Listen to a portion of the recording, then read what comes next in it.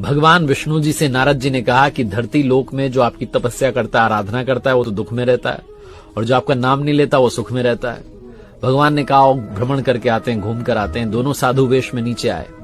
एक व्यापारी के घर गए साधु वेश में भिक्षा मांगने के लिए, उसने भगा दिया वहां से। जब वहां से निकले तो भगवान ने पलट करके व्यापारी के घर की तरफ देख करके कहा कि तुम्हें और पैसा मिले, तुम और समृद्ध हो जाओ। वहां से पहुंचे, एक झोपड़ी में एक माता जी रहती थी, भगवान की पूजा करती थी। झोपड़ी के बाहर एक गाय बंधी हुई थी।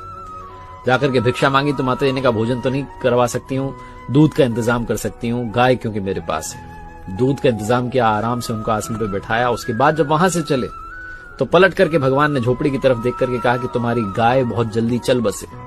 नारद जी से रहा नहीं गया, आप ये उल्टी बातें क्यों कर रहे हो? जो गाली दे रहा है उसको कह रहे हो और फलो फूलो, और माता जी जो आदर सत्कार कर रही है उनको कह रहे हो कि तुम्हारी गाय चली जाए। भगवान ने कहा तुम समझे नहीं, मैंने गाय चली जाए इसलिए कहा क्योंकि अंतिम समय में मैं चाहता हूं कि मेरी जो भक्त हैं, जो महिला हैं, बूढ़ी महिला हैं, ये मेरा ही स्मरण करें, गाय की चिंता ना करें कि उसका क्या होगा।